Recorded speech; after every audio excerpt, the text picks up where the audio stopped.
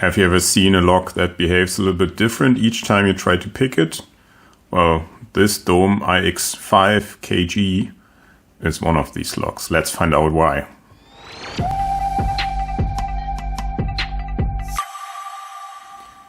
So, yeah, this Dome IX lock, it is a 5 kg. It has 5 pins, as you can see here with the 5 cuts.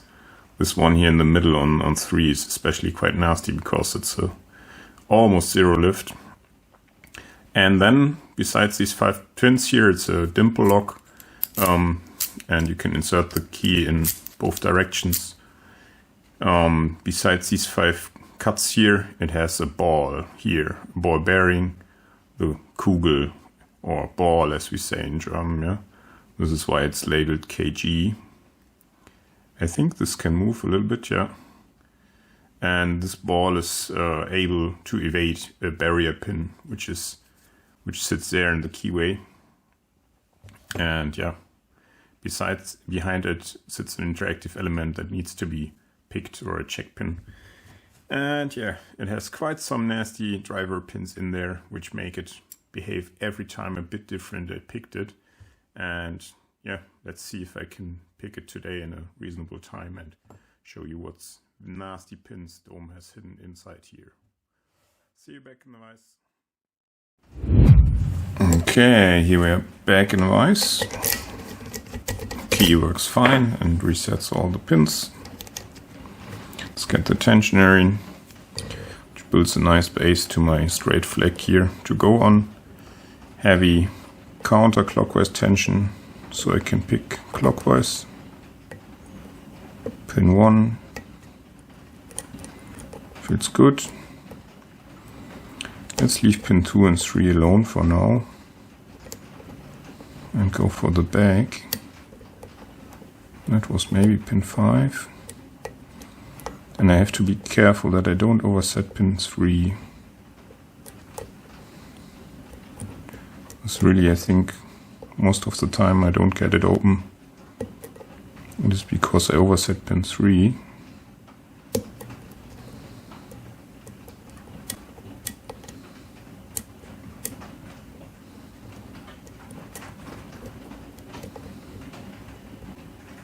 Pin 2 feels good. Yeah, pin 5 is binding now, that's nice.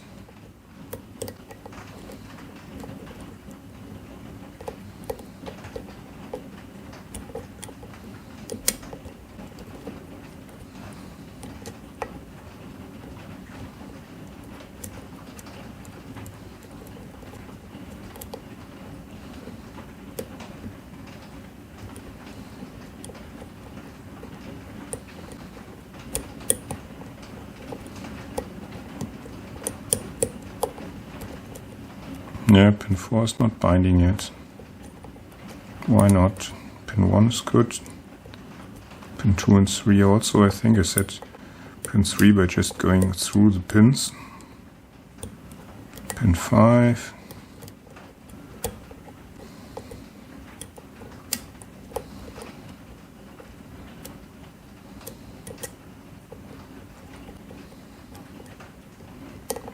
So I increased tension quite a bit to find a binder. Pin 5 maybe.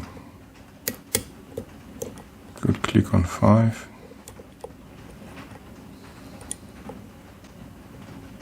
Okay, 2 is binding now.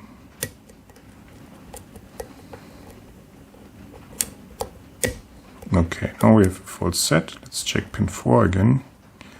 1, 2, 3, yeah. 4 is binding now, finally. Got 1 click, but I need 2. This is really important, and now I can go for the interactive element with a half diamond. Let's find it. So there's a blocking pin, and the second one gets us the open. Nice. And then you can actually just turn it 360 if you block the pins down here with the tensioner. Yeah, I leave it open now so I can cut it easily. And yeah, see you back in a second to show you these amazing pins.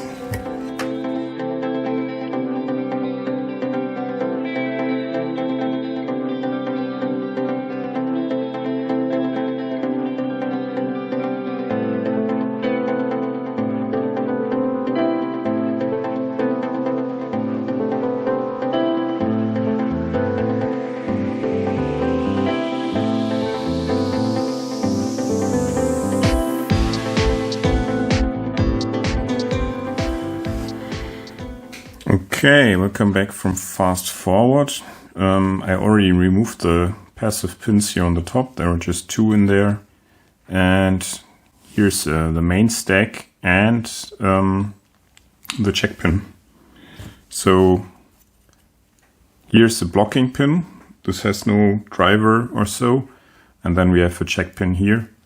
And yeah, this is, if you pull out the key, you can also see the pin effectiveness. So pin 3 is almost a 0 lift, and then you see the interactive element needs to be set. Otherwise, this little driver here, I will show you in a second, will block the rotation. And now let me show you the most fancy pins there are in terms of pin making, I think. Rattlesnake pins. So you have like a spool in the middle, and then you have washers or rings aligned on the spool, and therefore it can move very independently. And especially here in chamber 4, this becomes very effective because you see how short the key pin is. And if we put the driver in here, this needs to be moved quite a bit up. And in the beginning, only the washers here will bind. And you will just push the inner part inside out. And this will not feel like a binding pin, even though maybe the outer part is actually just blocking the rotation of the core and would be binding. Yeah, so really nice. And this always makes the pick a little bit different. And yeah, there's another one of these drivers here in chamber 3. But as mentioned, chamber 3 is almost a 0 lift. So if we put the fancy driver in here, you will see the good part. Sorry, classic fumble. The good part will not come into play. So it will be directly in the top part of the spool and will basically behave like a standard driver in chamber 3. A bit unfortunate, but yeah, what can one do? I would need a longer driver for chamber 1 or so if I would mix and match. But yeah, let's get out the key pins and then I can show you everything. So pin 3 is a nice torpedo spool. Pin 2 has a metal insert, probably some steel for anti-drill. Pin 5 is a standard. And the others, let's see, pin 1 is also standard.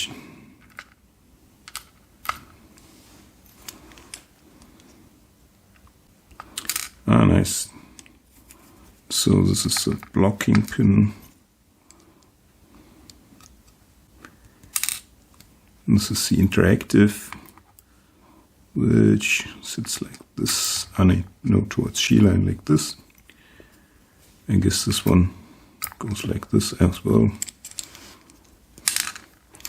And nice short torpedo pin in chamber 4. Also nice to see short key pins that have torpedo shape. So let's have a look at everything. Here's the core, main stack, and interactive and blocking pin. Then here's the strange hole, which is luckily not aligned with the driver pins, so you can actually turn the lock 360 even without a key inserted. I don't know what's this for, maybe somebody knows. Let me know in the comments anyhow. Then we have the passive pins up here, and that's it for the core. For the housing, we have the main stack at the bottom of the 5 pins, and then you can see offset to that the little hole in the back between chamber 4 and 5. This is where the check pin sits. And then we have slots on the top and on the side for passive key control. But this lock only had passive pins on the top. And yeah, let's have a look at all the pins.